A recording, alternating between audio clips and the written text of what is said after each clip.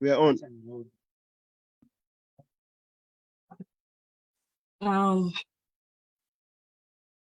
Morning, good afternoon, good evening to all our viewers out there. It's your from UG once again. And I'm your host, Nasali Jorin, and I'm glad to welcome you once again on our show. Today, right here with me, we are having a very special topic about education systems, and their impact to the future generation of our children, our society, and the community at large. With me, I have my guest, Mr. Kalyango Musa, and my other co-host, Mr. Smogi John. Those of our followers, you know him. And I'm very glad that they're part of this because they've come with their own opinions. We have a father with us, and we have a former education teacher from Uganda, that is Mr. Smogi. He is a qualified education teacher, but he's gonna tell us his opinion, his experience with the education system. As we all know that education is every child's basic right, but are the systems built the way they are supposed to be built, basing on different regions or countries or our backgrounds?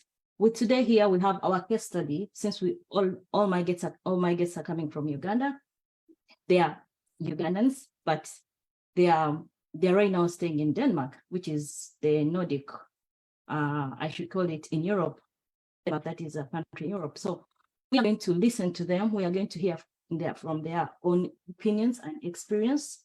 We have a father, Mr. Kalyango, who has taken his children through different processes and stages in schools here and back home. Yes, Mr. Smogi, he went through all the stages of schooling in Uganda.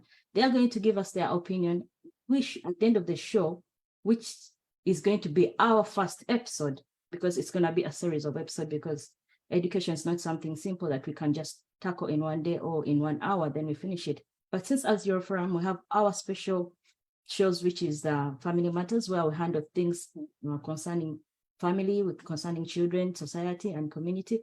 So we are going to be having a multiple series of such a topic about education. As we teach ourselves, we learn and modify what has gone wrong. Mr. Smogi, I would like you in few words to say hi to our viewers. Well, thank you very much. Thank you very much, Madam Jorin.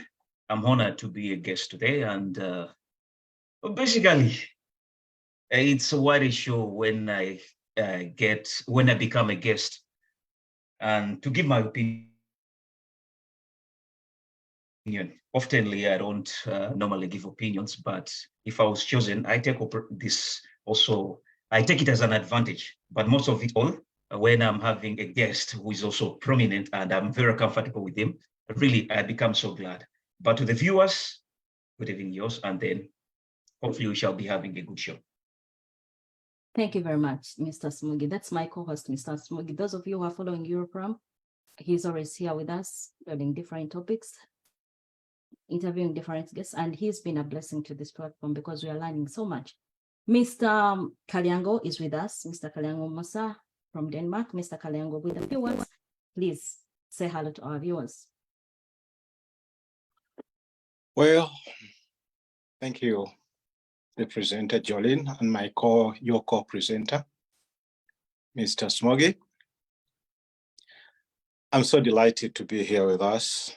Our viewers, good afternoon, good evening, wherever you are, or good morning, depending on the time schedule. I'm so delighted being here as a parent and as a Ugandan in general. So with those few words, I would like to hand over to you again, the host, and then— Thank you very much, sir. Thank you very much, Mr. Kalyango. It is 10 minutes to 5 here in Sweden. The weather is really chilly. It has been a bad week, but still we show up as always to serve you and to deliver to you with our special guests as we always plan for you. Today, as we said we are handling education system, and these systems are broken down in different stages. There are a structure, there are processes that children go through. And I am going to ask Mr. Smugi. Mr. Smugi, in brief, can you elaborate for our viewers, since we've said Uganda is our case study because we are from Uganda. Can you try to take us through the processes, different levels of school, and in brief, and the years that every child gets to go through? And from there, then we shall continue in our dialogue. Well, thank you very much, Madam Jory. Oftenly, I call you Jojo. I find it more comfortable. But all in all, education is really a key point to consider, which actually governments should prioritize. Basically, it's education, the road system, and the health sector. Unfortunately, in Africa, something's not right, and we need to do something on it, mostly on these key areas: road system, education, and health. But focusing on back to the question of education, seriously, if you look into it, education is just, it determines actually the moral, I'll look at it as a moral quality of a state. If education is totally gone, definitely education, the state is totally gone. But going back to your question, when you look at the structure of Ugandan's education, it has a series of segments, actually. One very many years, based on how it was structured. You waste the first 3 years. Before that, where you have this, they call it baby class. I don't know if, yeah, where they call it baby class, middle class, and then it should be top class. There, some wasted 3 years, and then you go into the 7 years, the primary section, where at the end of it all, you're evaluated at the PLE to get results. From there, you go to the last 6 years, of which also they're divided into two. We're having the O level, where you examine by the UNEB, and then that also takes 4 years. Then some of the people tend to branch, and then they go into vocation studies, but others, they, due to uncertainties, actually, that's what I would say, they go into vocation studies because of maybe school fees and some other decisions. Also talents sometimes can determine.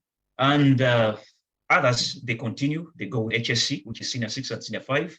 Senior HSC, which is, I'll call it a higher secondary school, which takes 2 years. And from there, you go to tertiary university institutions or universities. So basically, the Ugandan education is structured in such categories. But we have to put into consideration that it has, when you're talking about the structures, it has also the arts and then the sciences. It's more of theory as compared to the sciences. Ugandan structure of education, really, I'll say it's the education basically, it doesn't really tally with the ongoing needs. It needs to be revamped. I'll let me just stop here for now. Yes, thank you very much. It has been, you've tried to take us through to our viewers that don't come from Uganda. That is how those are the many years that we get to be in school. As Mr. Smugi has said, he feels like it is not worth the time. Yes, Mr. Kalyango, you're a father. And I know, to my knowledge, I know you have had children here and you went to school in Uganda. So for you, at least you have the two pictures. And Mr. Smugi has told us that in Uganda, children go to nursery school when they're still young. And even the time they spend in school, it is too much. And to the community or to the society, or the way we've said it to the future generation, do you think that that system, doesn't it affect the child's upbringing, since most of the time they spend in school? Does it affect it? Does it affect it? You can tell us if it is good or bad, because at the end of the day, we want to know, is here in Europe, our children, are they getting less time in school that we should advocate for more? Or back home, are children getting more time to school and they should reduce it, and see how it's going to affect the generation or the community in the future? Thank you very much. Just taking us back to the question, we are analyzing the educational system and the impact of the future opportunities to the next generation. Now, as that said, before I answer that question, I think I'll also have to put a question. Is the education system back home in position to sustain the new generation? Or rather, can our children be in position to sustain themselves with the broader market compared to other kids who are growing up, who are having the educations other places besides Africa and Uganda in particular? Yeah. The answer is no. You know, the kind of education that we're having back home is basically copy and paste. We are told to be job seekers, not job creators. You know, when I look at the education system back home, when you finish at the end of the day, you cannot create a job. You find PhD holders just walking around streets, can't even do anything. I remember when I came here, when I was doing my medical education, because I'm a medical assistant here in Denmark, at a certain stage in life, they told us to start inventing. It was part of the education system. They told us to invent, come with an invention, and the government is going to sustain it, and they're going to pay for it all the way from everything. You're not going to do anything. You know, already there, they are telling you that you're going to be a medical assistant, but on the way, there could be other things that you can evaluate and realize that these are the things which are going to sustain me within my education. These are things that people have not been seeing. And tell you what, I came out with an invention and I got a patent. I have a patent, not because I'm so highly educated, but within the areas where I was working, I realized that there was a goal, there was a space, given the education that we're having, which needed my expertise. And I came out with it, and guess what? That invention was not done. And I got the patent. I have the patent with me. All I need, I didn't want to continue working with it here in Denmark. I wanted to indulge my country back home such that I can create jobs. And I'm already in the process where I've already contacted the embassy, and the embassy is willing to help me go back home and find the right 4 people to work with, such that try to bring job back home. Because what we are realizing that people are working, they're taking jobs in other places like China and India for creating more awareness, because it's cheaper labor and everything. So we tend to forget that Africa, actually, we can still have the same. Now, going back to the question, is this education system in position to sustain our children? Are they going to be competitive to the market, given the education we get back home? No, we are not. So we have to sit down, we have to talk and talk and talk until someone is going to listen to us and tell them that, you know what, we have to change this. Who am I to talk about this? I'm a Ugandan, I have the right to do so.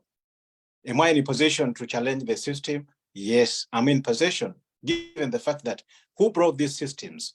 The very people who brought these systems, they are the very people colonizing us. They are the very people who colonized us. So do you really think that they were putting us in possession to come and challenge them? No, they didn't. They wanted us to be people who can work. And then at the end of the day, when we finish working, we can put our hands together and then say to them, you know, we want a job again. They have educated us. At the same time, they want us to go and ask for jobs. So these jobs, this education system, in my opinion, was manufactured just to make us, you know, to brush a little bit of our intelligence, and then leave us in a position where we cannot work, we cannot create jobs, but we can still be job seekers, and that's what they wanted, and that was their goal. Now, you Yes, talked Mr. about Kayang. me having children. Mhm. Excuse me? That's where I was going. Like, as a parent, that's where I was going. Yet, yes, the Yeah. system is bad. I mean, the education system, you've said you don't feel comfortable with it, the way No. you've elaborated, but we should go down to the child and the parents. That's why I asked the first question. Like, well, it could be like this is the beauty, the structure there, but it is being put so much into our children, like in school. Like, do parents are parents having an option? Like, do they have a choice to try to bring other avenues to the children than just sitting in that poor education system all along? Giving an Yeah. example, we have a boarding section schools. Do you think that kind of structure is good for parenting and the time that parents keep with their children? I think to answer that question, I think I would tell you that I think when I look at most Ugandans, I think we are so comfortable in the system that they have given us, and to the fact that we don't even want to look around and say what is best, what can we do better? Why do I say so? In most cases, I feel like the education system favors our lifestyle back home, because I don't want to be so political when talking about this, but sometimes when people say that we are now sleeping, so they want you to sleep all the time, and we don't even have time to think about out of the box. So the same applies to this system here, the educational system. You know, you have a child, you get this kid, you send them to school, to boarding schools, and you come back and enjoy your life to the fullest. Now, are you doing your job as a parent? You're not doing that. Do you favor this educational system? Yes, you do favor it, because why? The mother comes home around 10 o'clock and the father comes home around 1 o'clock. They don't have any responsibilities back home because all they have is themselves. So after work, they go out and drink and have fun and do whatever they want. Then they don't have the children with them. But if you look at the European standard, having lived here for quite a while, I see that people work only 8 hours. After working 8 hours, you have time to the family. If you bring the same to Uganda, people will not appreciate it, because it's going to limit on the time that they're spending out within themselves and colleagues and whatever. So this kind of system maybe is not going to work. Why? Because people are not going to second it. It is going to limit on their luxurious life. There is a saying that fruits don't fall far away from the stem. But that saying, excuse me? No, yeah, that one, that an apple doesn't fall far away from. Yeah, exactly. Yeah. But I think, personally, I don't believe in that, because what we have to realize is, as a parent, when you are becoming a parent, the moment you get a child, we do the best. Even now, the topics that we are coming, we are not the very best in this field, but we are just trying out of what we can. So any parent, of course, does so with the effect that I'm doing the very best what I can give to my kids. Now, going back to the saying that apples don't fall far from the tree, we can always change that narration. That we always parent our children, if we have to bring it in alignment with this topic that we are talking about, upbringing the kids. We always parent our children the way we were parented. But for me as an individual, now I'm talking as a Kalyango, when I got my children, I first told myself, what can I do to be a better father in order to achieve whatever I didn't get as a child, to make sure that my children get the same. Now, one of the first things, I remember having my 2 kids to Denmark when I married my Danish wife. The first thing she did when she got pregnant, she bought a book to read about upbringing. I was like, excuse me. For me, at the time, I was even laughing, because upbringing, it is something which is instinct. I don't have to read a book. That's what I thought. I didn't have to read a book in order to find out how to bring up a child, how to nurse a child, how to feed a child. But I was dreaming, because the reality is, as time goes by, I realized that my father, may his soul rest in peace, was not the very best in his upbringing. So I had to do the best for myself, finding out what did he do good? Where did he go? Where did you go? They said, "Bogigt galt" in Danish. Where did it go wrong? How can I improve on that? Whatever went wrong, how can I improve it? So actually, by doing so, I read a book by a psychologist called Paul Babiak. If you could have that book written there, any parent, I think is the best book you can read. It's not about parenting, but it helps you finding out some of the problems, like finding out who is a psychopath, who is finding out who is kind of the more different problems that we have faced along the way as parents, which it can help you shape if you know what is happening in yourself. As you know, if something went wrong, you will always find it out, but you can always not judge yourself. You cannot put a symptom on yourself and say, there is something wrong here, I can correct it in order to be a good parent. So reading that book, it gave me some of the answers that I could not ask my father. What happened along the way? Say, for example, in the Ugandan system, we so believe that beating the kids is one of the upbringing, the best of upbringing, which I totally disagree with. Why? Because these people here, the white people, they don't beat their kids. Actually, it's against the law. It's against the law even back home in Uganda. But you so find that some people, we still believe that beating the children is the best way to align them in the straight path. I don't know if Smoggy has something to put on that. Being a teacher, are you always told that you're supposed to beat the children? Then I can always add on. What is your take on that? Mr. Kalyago, thank you very much. Actually, I like the way you analyze issues. But to tell the truth, punishments vary on how if you're going to punish a child, actually, you have to look at which methodology am I supposed to use. Is the child gaining from this? Am I hurting a child, or am I punishing for him or her to gain something? So the methodology matters. But the best punishment would be talking with a child. And then, where need be, limit that child from what she mostly likes. For example, there's no need of physical hurting. I mean, there's a total difference between punishing and hurting. I'll leave that there for now. I think I totally do agree with you on that, because as I said, sometimes we need to find out where someone went wrong and correct ourselves. So for me, growing up, I remember my father, the late Haji Mutesasi Nasibu.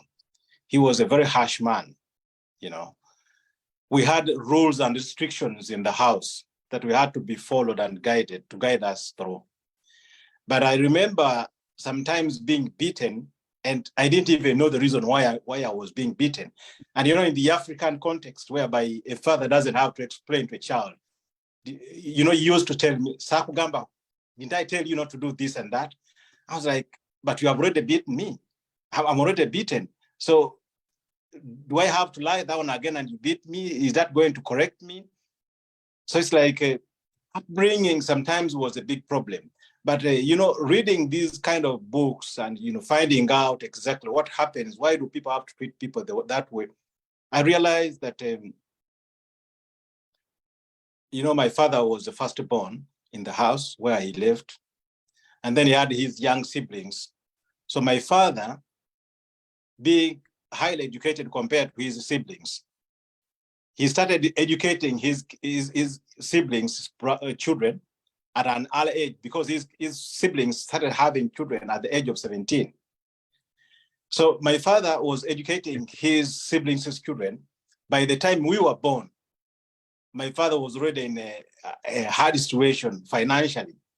Now, having all those difficulties, we see that most of the problems that causes these beatings in the house is the financial instability. When financials come in and so on, then someone don't even have time to analyze the things. It's just start beating kids. For me, that was one of the reasons that I looked at, as my father was always being stressed. Well, that was one of the reasons why he was beating us. But it is part of upbringing, you know. Mm. So we thought, and so we brought that as in part of education. I remember one time a teacher telling my father that I came late, and he was, you know, he didn't even ask, what were you doing? I was just beaten right away. And we bring that as part of education, and we bring part as part of upbringing, you know. So all that, to me, it was like, let's break this into pieces. Beating, you know, the education system, everything for me doesn't give any meaning. You know, it was like we really need to change everything. We need to change our upbringing, the way we bring up our children. We need to change the education system if we have to compete on this broader market. You know, we have children who are, when they finish education, they can't even create anything. And then we have these kids living in Kiseka, for example, Kiseka market. Yes. Very intelligent children doing everything with their hands, and, you know, no one is even looking at them. The government doesn't even take any minute even to look at what they're doing, as into helping them to improve what they're doing. So it's Yes, like, Mr. Mm-hmm. excuse me, should we continue improving, putting money in education system, or should we try to look at the people who are improving skills? The education system is totally not working for me. It doesn't work. The African method doesn't work at all. The upbringing doesn't work. Mm-hmm. We have to change that as well as parents. We have to sit down and say, these sayings that apples don't fall far from the tree doesn't work. Go and read and find out what is happening to me. Why am I behaving this way? I remember one time visiting a friend, and this friend was beating her kids. And I asked, why are you doing so? She's like, actually, I also know. She said, I knew that what I was doing was right, but sometimes, you know, I find myself reacting. And then she said, but, you know, I said, no, but what do you tell those kids? I asked. And then she told me, you know, I tell them that when I'm beating them, I'm not beating you, but I'm beating the demon in you. The demon in you. The demon in you. Like, excuse me, do you really do that to a child that you love? You know, so all these problems, it's like we need to find ourselves. What are we doing right and what are we doing wrong? You know, when we are being brainwashed in so many ways. Yes, Mr. Kalyango, yes, you've spoken like a parent. You know why I asked you to first tell us your personal experience, your thought about the structures of the schools. This week, we got sad news that there was a school that was poisoned. Over 200 children were poisoned. I think that happened on Thursday. And with such, the way you started that our children go to school, they're in boarding sections, parents will just keep looking for money, don't even have the connection with the children. And in your conversation, I've heard that it is also affecting the future mothers, the future fathers. They are mentally broken down. They are sad. They are bitter with the way they were raised. Because if you go to school and you're punished by Master John Mugi, you know how that's how we name them. Because the teachers in Africa, they are called Mr. and Mrs. Master and Madam. So it feels like the future generation, we are producing broken children. We are producing broken engineers, broken doctors. They are sad. They feel like they've lost the touch of a mother or a father since the time they're spending in school is way too much. And with that, we should, it was really sad news about those children. I didn't follow up how many died, but by the end of, I think on Thursday, I heard there were 14 children that had died. They didn't survive. So right now, I don't know the number, and the news has not put it out there so much to know the statistics. Yes, Mr. Smogi, you were a teacher. You are a teacher. You went to school. You went into university. You went into all the education systems in Uganda, and you were produced as a teacher to the society. Did you feel like the way all the techniques and the information and the practical skills that you were given during that time, under the kind of education system you went through, do you think they're of use now? Or when you were produced out there, were they of use? And if they were of use, did you really get satisfied? And besides, was it your dream? Because I've known, like, from my friends, like some children are doctors because their parents wanted them to be doctors. Not them themselves wanted to be doctors. Mr. Smugi, tell us, what was your experience with all the degrees you have? Well, thank you very much, Jojo. But to tell the truth, I may start the question that is our education really relevant to the market needs? You may find that most of the African education really doesn't satisfy the society we are living in, because the purpose of education is just to fill up the gap of what is not in our thoughts, so that later we go and then we improve on the society we're living in.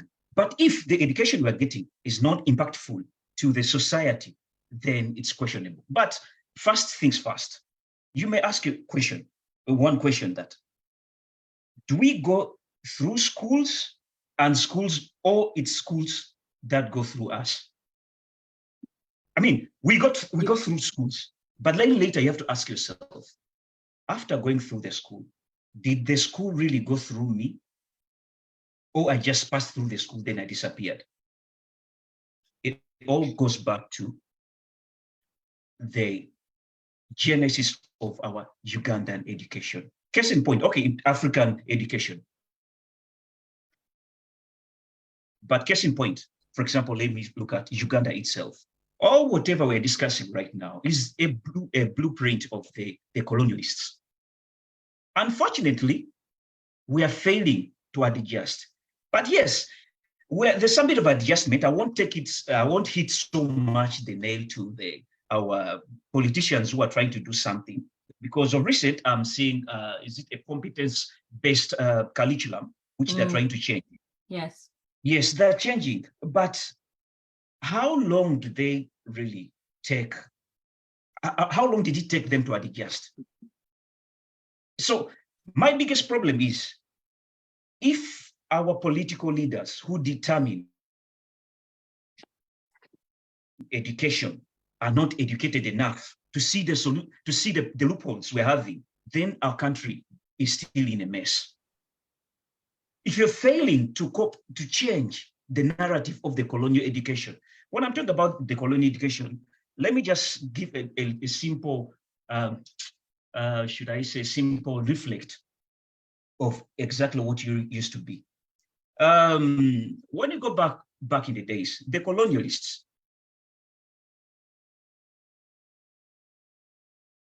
designed this education system of the Africans basically to help them to govern. That's why they majored basically onto reading and writing. It was the major goal, so that they can communicate. And they used to pick up those people who could exactly help them to enslave us or to colonize us. When you see the likes of, is it Alex McHale from England, his major target, it was from the Church Missionary Society. His major target was basically to teach reading and writing. But like you see, as time went on, the likes of Henry Morton Stanley, they came in, they wrote to the English, to England, and then they wanted to improve education. Yeah, that's when you see the likes of the Namiryango, that was, I think, 1901.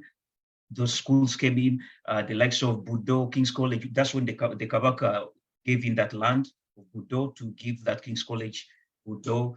The likes of Bishop Tuck, that's apparently the UCU, the Christian University. That was in 1913. It was also came up. Many schools actually came in, then Gayaza, Nabisunsa. But the whole issue is, there was a purpose. It was not to educate Ugandans. It was, they built those schools to target or to help them colonize properly Ugandans or Africans at large. You may find that mostly they were targeting the boys, But then they realized the kind of the elites you are creating, they need Society. sparks. They need sparks. That's why the likes of Gayaza schools were created.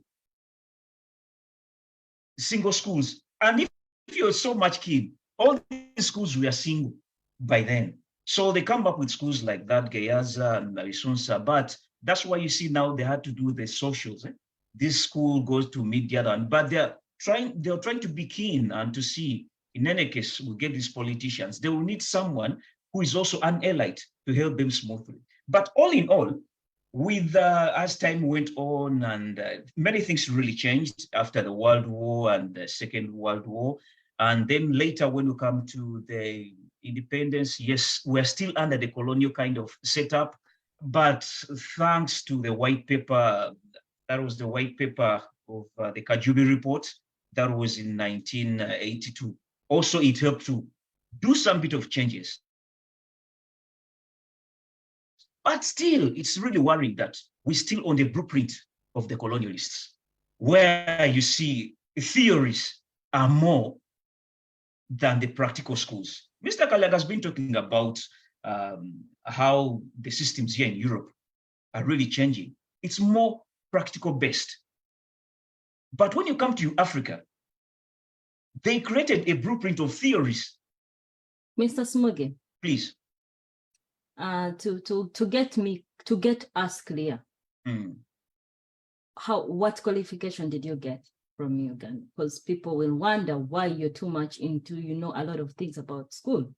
Like, can you tell us the degrees? Did you get a certificate? Are you a high school dropout? Are you a catechism dropout? Like, which kind of certificate do you have? One thing you have to know about me, I'm a teacher by profession from Chambogo. No. I graduated from Chambogo and I was a high school teacher. I'm a high school teacher.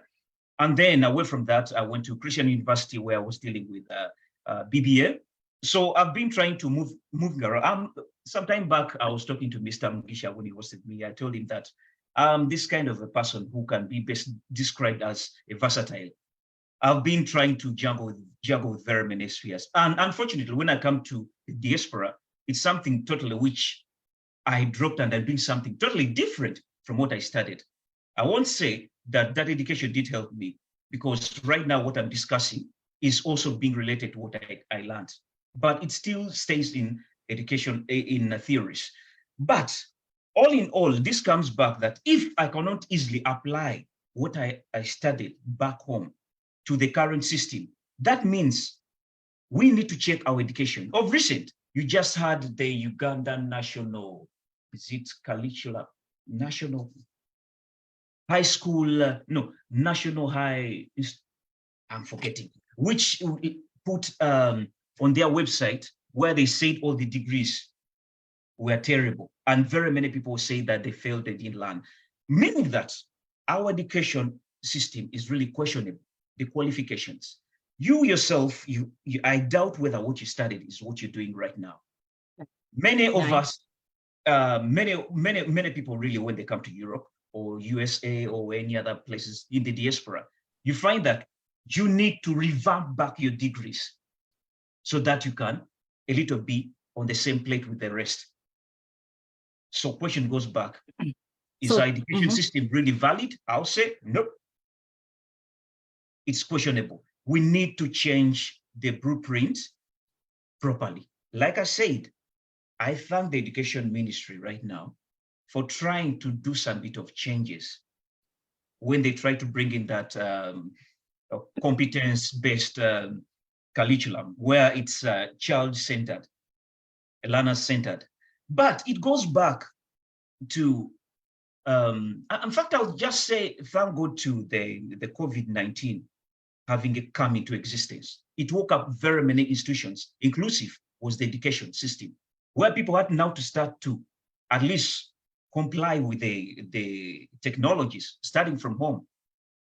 That's why at times even I call upon the ITC ministry to fuse with the Ministry of Education, at least to improve the technology, to make internet accessible so that we can at least be more practical as compared to theories. I don't know whether I'm So, still Mr. track. Smugi, yeah. Yes. So, Mr. Smugi, what you want to tell us, like the way you've analyzed the education system that you went through, you feel like you are not, it has not impact, it is of less impact to you.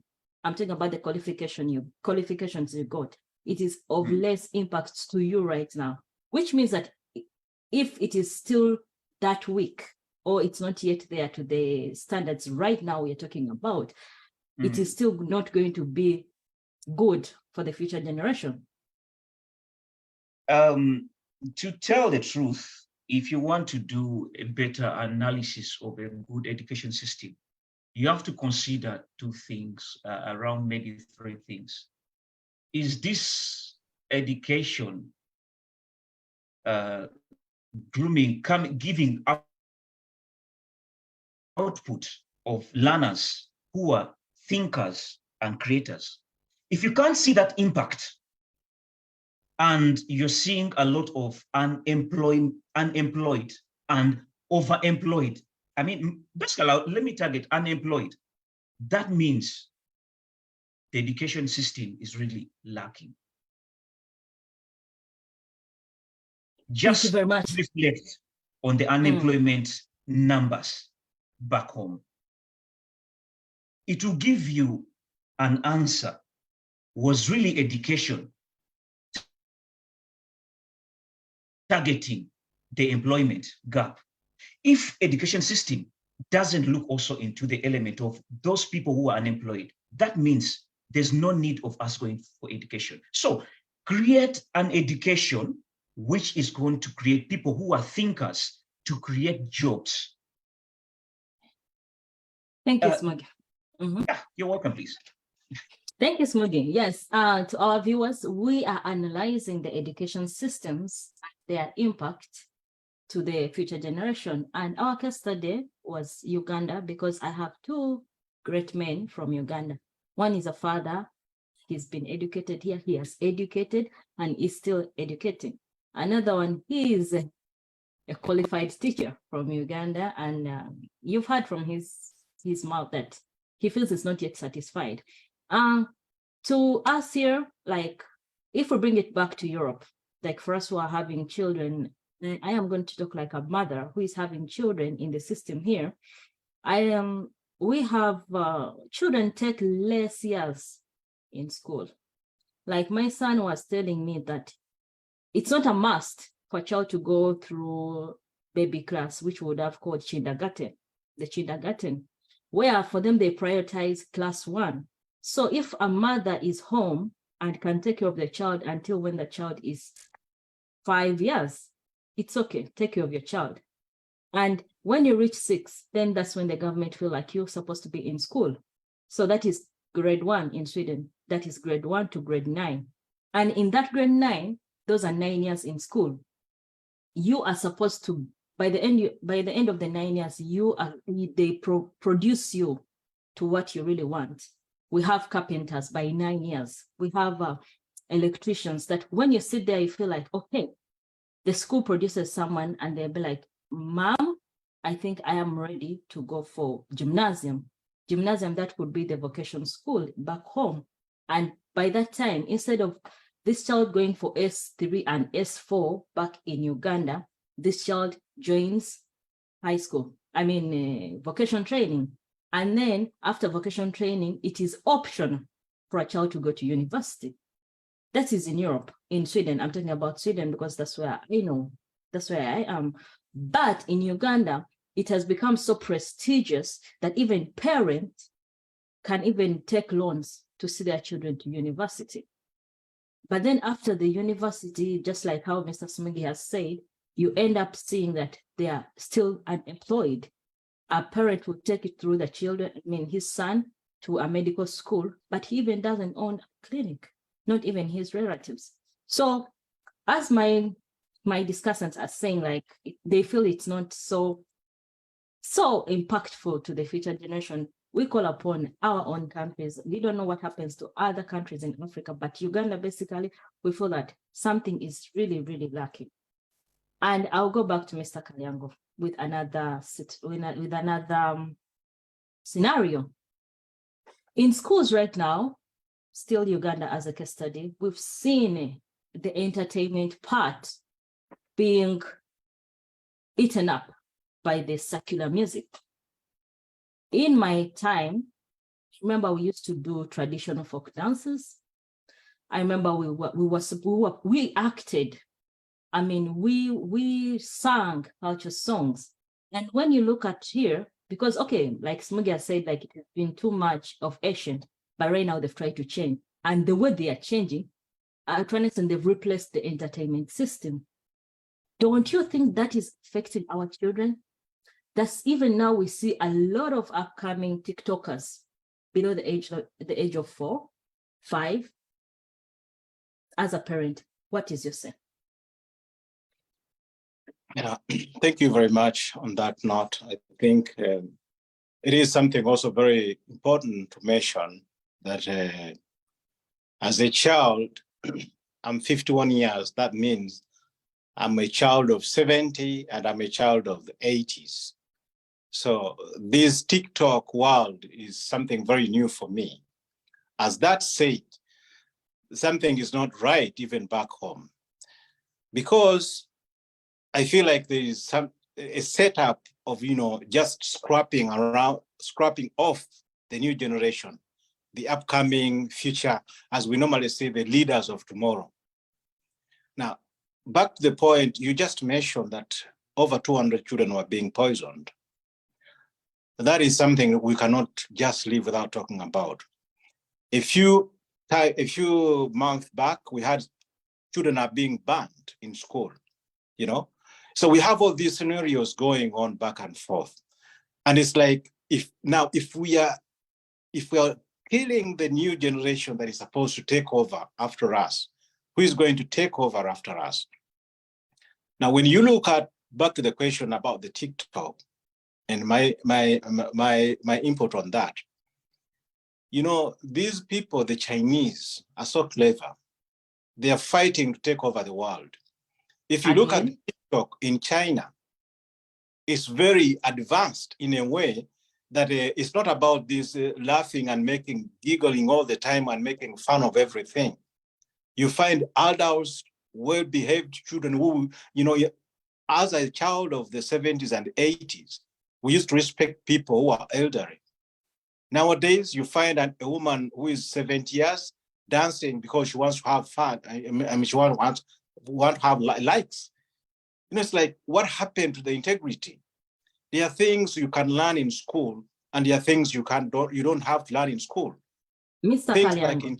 like respect Mr. and Kalyango. love. These are things we learn within our houses, and parents are supposed to teach their children these things.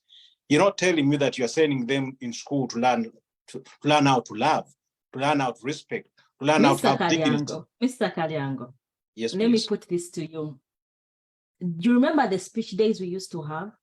Yeah. Because I'm 34 years old. So if I talk like that, I've been in school 30 years back. We used to have speech days where we used to dance folk dances.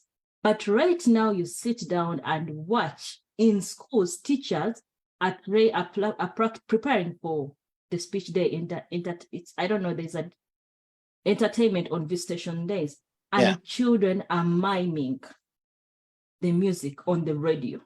Exactly. They are miming.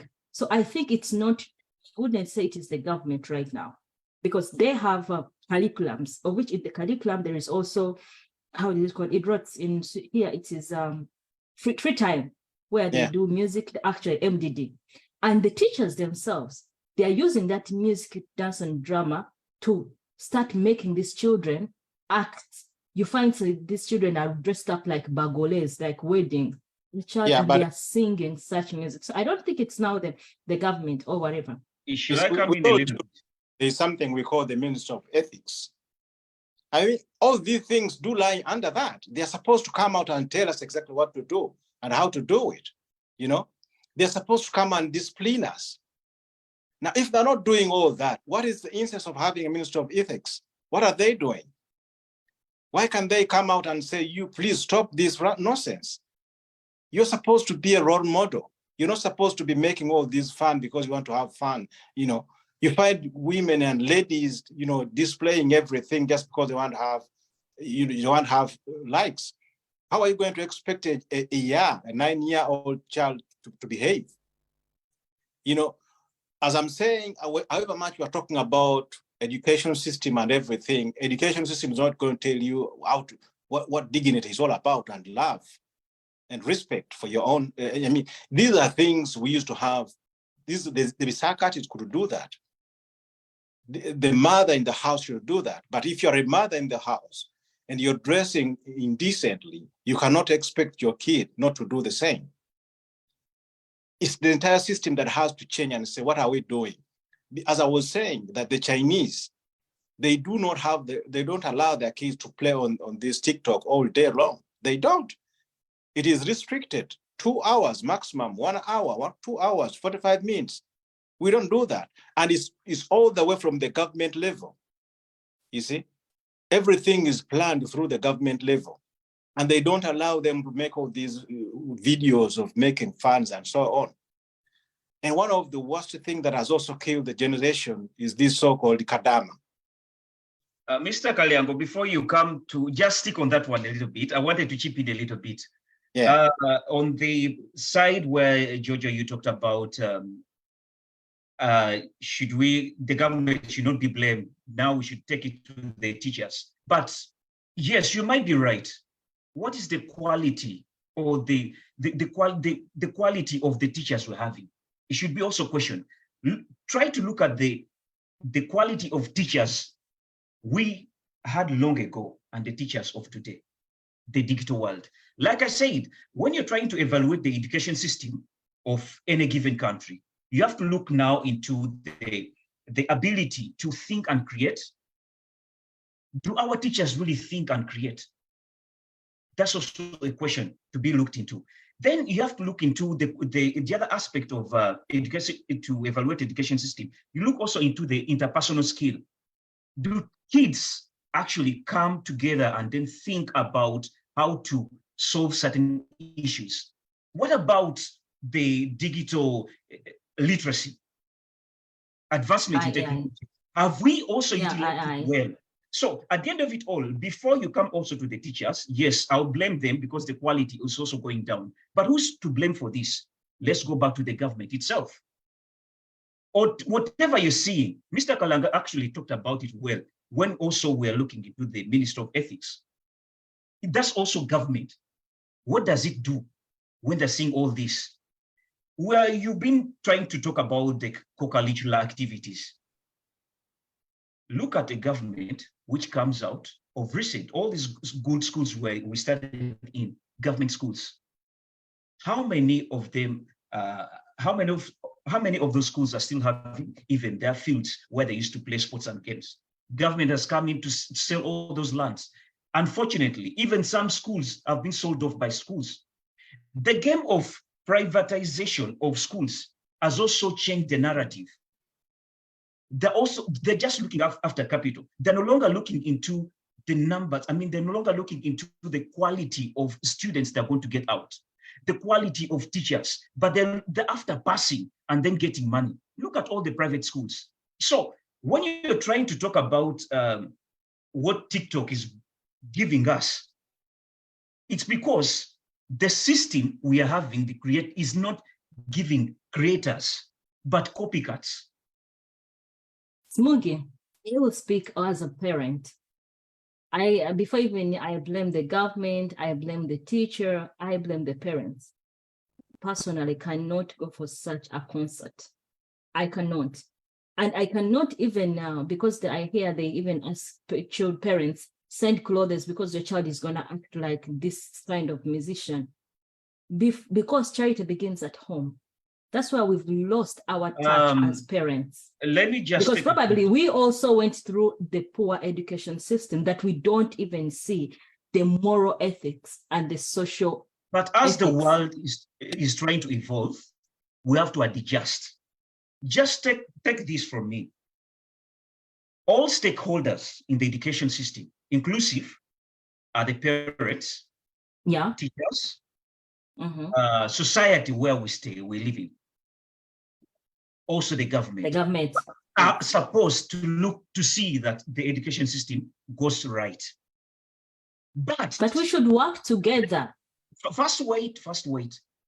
When I started my discussion in the beginning, I said the government needs to reclaim the powers it used to have before. From the time they started privatization, in Uganda, they say government yashrabwa nagamba. Inspection is no longer there like the way it used to be in our times. So everything comes back to the government. They say for example, they try this UPE. How have they gone to monitor it, supervise it? Yes, parents and teachers, they also play a part because they're also stakeholders. But let's go back to the government. It should reclaim the education system. Those three areas, transport, health, and education, they should be controlled by the government so that the state is not doomed. Back to you, Mr. Kalyango. You're talking about the Kadama, where I sabotaged a bit. Yeah, when I talked about them, it's because these people, they are contributing to the society, which is very good. They are doing really some good work with all due respect. But as that said, most of them are behaving like they never anticipated they would even get a telephone. And as that said, some of us, I think, before you even open up your mouth, you have to realize that I have some other people who are watching. I have some family members. And to my dismay, it's like these people don't even have all those evaluations. Sometimes I feel not like to, I used to feel so sorry for them. I used to do what I could, writing to different ministries whenever I could, in finding ways how I could assist them. But as time went by, I said, no, these are not people supposed even to mind. Let them die and then be killed.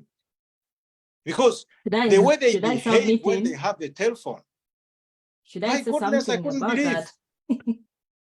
Mr. Kalyango, I would come into the same thing that I started with. These people were left in schools, the way the school structures are built.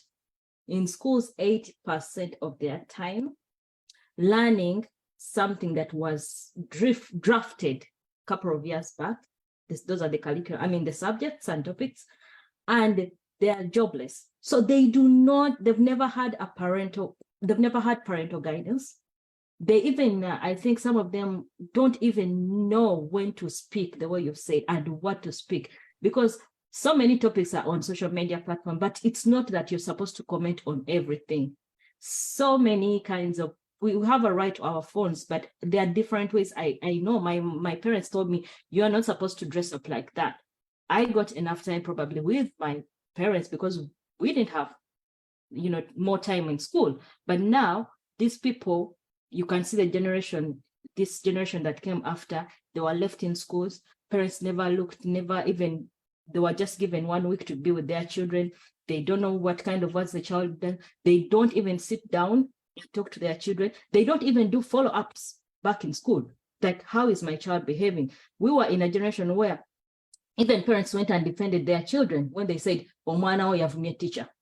So yes, the Kadamas are bad, but I think still, like the way Mr. Smungi said, the system, we are all failing it. All the parties involved, we are failing them. So before you get annoyed of them, you should think about the extra hands that those people have grown. They've gone through, because I think a humble background always prevails by the way someone appears, speaks, presents themselves. Then you've seen so many people just standing on TikTok and they're naked, and you'll be like, do they even have parents?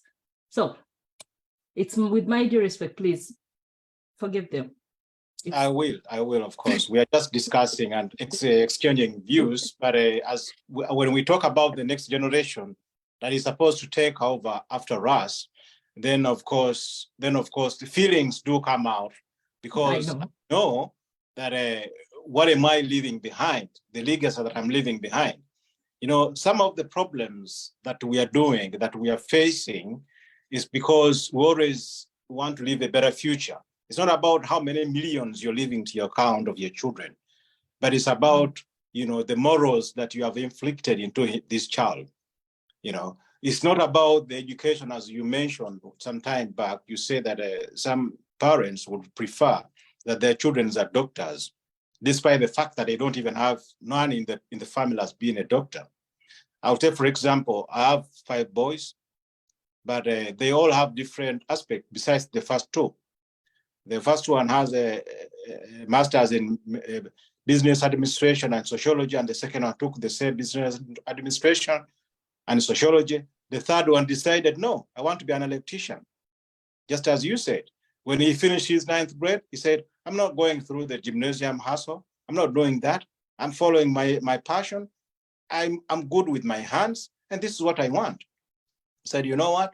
For me, if that's what you want, I'm fine with you, because I've seen people cleaning windows here who are millionaires. I've seen people who are doing every kind of job in Denmark, in Europe. You don't need to have the title. I'm this and that. That is not where life is. That's not where perfection is. As long as you're comfortable with that, as long as you feel you're fine with that, as a parent, I will second you. Because as we know, back here in Europe, what is compulsory is the first 9 years. What you do after the 9 years is up to you. If you want to continue through the curriculum, if you want to branch and take vocation training, you're still a person and you're going to be respected. And you know what? Fair enough, after the 9th grade, you can even go to become a member of parliament. Yeah. Because they don't even consider all these education skills. What is failing us back home is these so-called masters and PhD holders and so on, who are doing totally nothing. At one time, of course, I don't think it's right to have the Minister of Education who has no education. I also heard that the Minister of Education back home has no education. It was the first lady herself. All that. What are you going to tell people? What role model are you? But as that said, it doesn't justify the fact that she has no education, she cannot be a good leader. That's what I wanted to pull out, that she may not have the education, but at the end of the day, she could be a good leader. Because I remember growing up, when we used to go back in the villages, you would find Mayumba Kumi, those Mayumba Kumis, the leaders. These were not highly educated people, but they would lead the village with a lot of integrity and respect. And people used to respect them, despite the fact that by name that was nothing. Whatever was coming out of their brain was something worth listening to. And that's where we are failing. How can we go back to that? We need to go back to the straight line, and we need to have the good morals that we used to have. We need to find out exactly. We sing and say we are independent. We are 60 years of independence, but we are still living by the same rules and guidelines of our masters, whereby we know that those masters never wanted us to prevail. I remember actually, there was, I'm not so sure exact age, but I think it was in the 18th century when the white people came to Africa, in Uganda in particular, and they found the Bagandas operating cesarean. They operating women, and they would take the child out alive. And then the woman would survive and the child would survive. Now, if we were so educated to that extent, we are not educated, but we are so clever that we would do that. And both the child and the mother would survive. And the white man had to come and learn that from us. What happened? What happened to the evolution that was going on? So we need to go back Mr. to our Ganyam, I love please. the question. What happened? Like, I had a friend of mine who said, if civilization started from Africa, what happened? What went wrong? Yeah, but that tells you, it's justified the fact that they brought all this educational system in order to decline on our inclination. We had a higher inclination into learning. You had a higher inclination into civilization. We don't have patent on fire, but everything was formed in Africa. A small thing like a slasher, all these things were formed in Africa. We invented in Africa. Then they bring them to Europe, and then they start putting name, a slasher, and then someone becomes a patent holder. But we invented so many things. And if we go back to the good times where we used to invent things. I think there's no need for us to come here in Europe, because Europe will come to us. But we need to go back to the drawing board and, try to uplift our standards and try to improve on what we can do better. Try to empower those who have skills. Try to empower those who have the brains to think, Yes. If- Thank you, Mr. If you can give a conclusion. No, I was just saying, say, for example, if we can afford to have young PhD holders, like here in Denmark, we had a young boy in his, I think before he turned 28, Dr. Deo Musigi, he was already a PhD holder.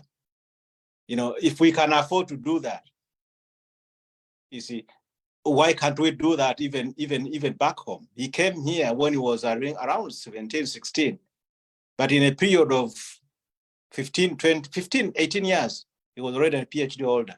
That means something up here was working, functioning very right, you see? So we have to go back and realize that there is something that we failed. We need to find it out. What happened and why? If it is this educational system, if we have these people who are highly educated, we need to take them back home, let them improve, just like what Rwanda is doing. Rwanda opened up and said, you have skills, you have the education, you have the market, we need you back home. You're the very people who are going to improve the market. Look at Rwanda where it is now. It's a country born in 1994. That country is born in 1994. Because before that, everything was scrapped. Today, it's everywhere. I'm even following Kagame because of his wise analysis and the way he's doing things. To tell the truth, to tell the truth, we need more of productive political leaders, because they're the ones who determine our education. If they're dictators, let's have productive dictators, constructive dictators. Look at Kagame, actually. He just, like the way he said, for now, it's among the top 10, Rwanda actually is among the top 10 having the well-educated systems in Africa. So, and yet it just started just of recent, back in the days, below the Sahara, Makerere University was the best, where, the likes of Moi, the likes of Kibaki, the likes of Nyerere, they all started from Makerere University. What happened right now? You can't even evaluate in Makerere University. But like Mr. Castillo said, there's something wrong with the education system. If the education system doesn't create, if the education system or its curriculum doesn't benefit the society where we are, then we are doomed a little bit, because we're still onto the templates of the colonial education. So that's why I always say that our education system actually has taught we Africans to become Europeans more than staying as Africans. So we cannot solve even our own African problems. But we are busy on European history, we are busy on studying, Lumberjack in British Columbia, things like Tennessee Valley Authority, a lot of nonsense which actually is not even applicable. Yes, it's good to relate, but let's put the majors to majors, not majors to minors. Thank you, Smogi. Thank you, Mr. Smogi and Mr. Kalyango. To our viewers, we are analyzing education system and its impact to the future generation. But here we have our viewers who have been following. Rizik Topaz, bless you. Sweetie Baby, thank you very much for watching. To Sigure Morin, thank you very much. And to the rest of those that have not commented or I'm not seeing here, thank you for watching. As I told you, it is we are in our Family Matter show where we are talking about different aspects that are really affecting family, children, community, positively or negatively. And today we're handling the education system. Yes, it is going to be a series of shows about education system because we cannot wrap it up just in one time. Today we've had a father, very experienced. He has been in the schools here, schools back home. He has given us his view, his opinion. And then we had Mr. Smogi, who also has its experience back here and home. I mean, back home and here. They've all shared their opinions, which is very interesting. But as I always tell to the people that are near me, the future of tomorrow starts with you. And we can only start now, not tomorrow, because a lot is going astray. Yes, the government is failing us. The teachers, the teachers they produced have failed us in the education system. The structures, the economy has failed us. But still, as a mother and a family matters show, I don't think parents, you're going to fail us. It's together we can raise a voice. That's why I brought you a father, and that's why we have such platforms where we have to put together our voices that will reach. Because Omganda Gamba Agadi Awamge Galumenyama, don't sit on the mistakes. If you have a platform, if you have a voice, if you have a friend who can tell a friend and a friend tells the Minister of Education, they should help us. Here, the education system, we are not complaining. It is free. You only have to wake up and take your child. That is basically on my case study, Sweden. My issue is to wake up and prepare the child and send them. The children are mentally trained. They can access all the teachers they want to talk to.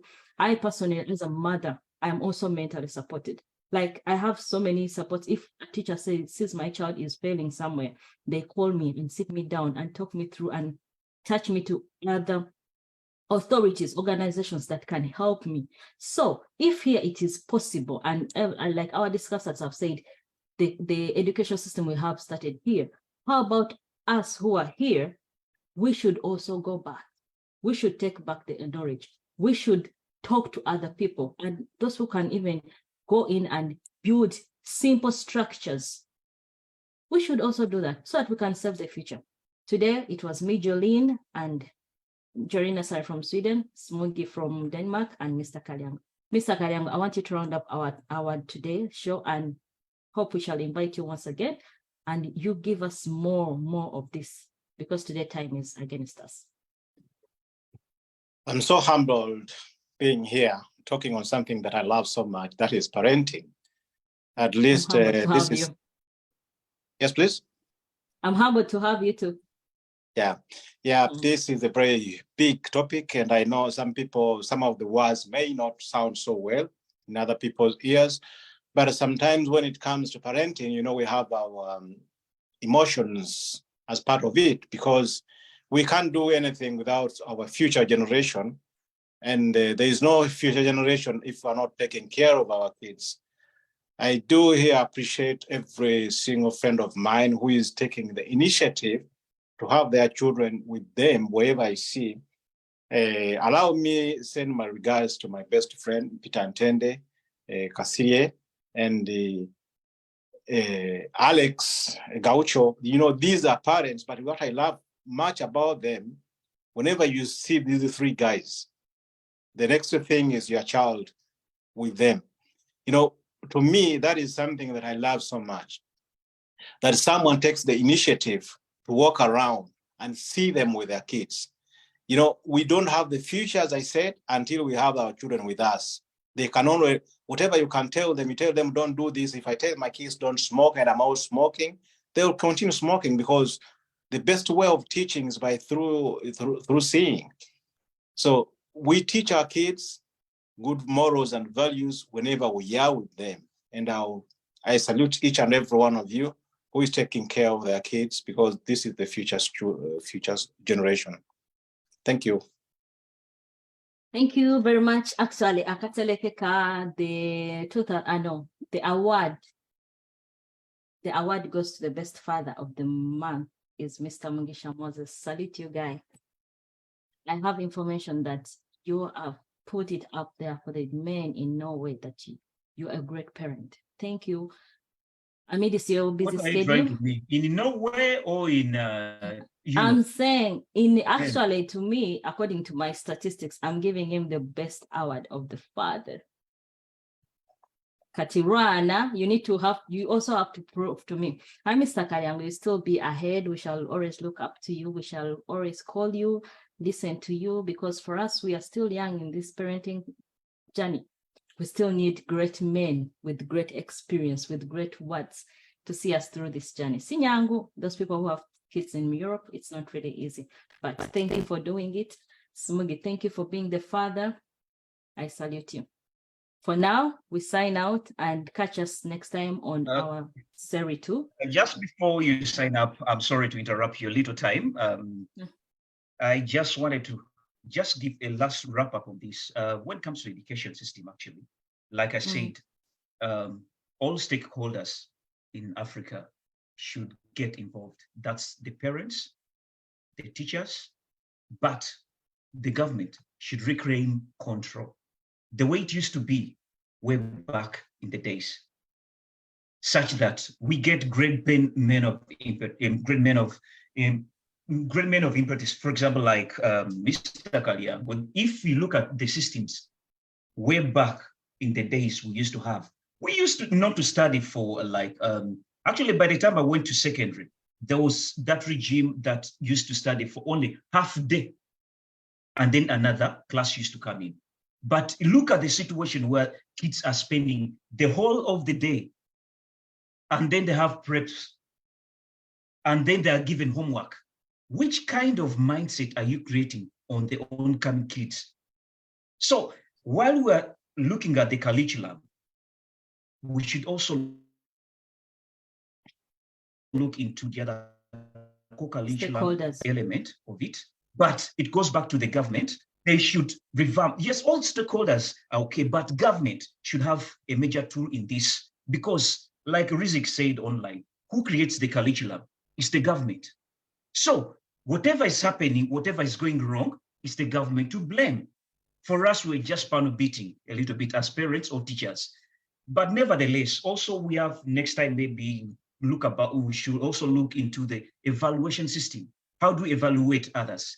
And lastly, let's government also empower vocational schools, because we found a problem. Why we're having unemployment, the question here is where the government is still on the blueprint of the colonial element of theories. Let's go into practicals, empower all vocational schools, so that people like Mr. Kalam said, they're also empowered, in a way. But all in all, any government to succeed, the education system should be rich.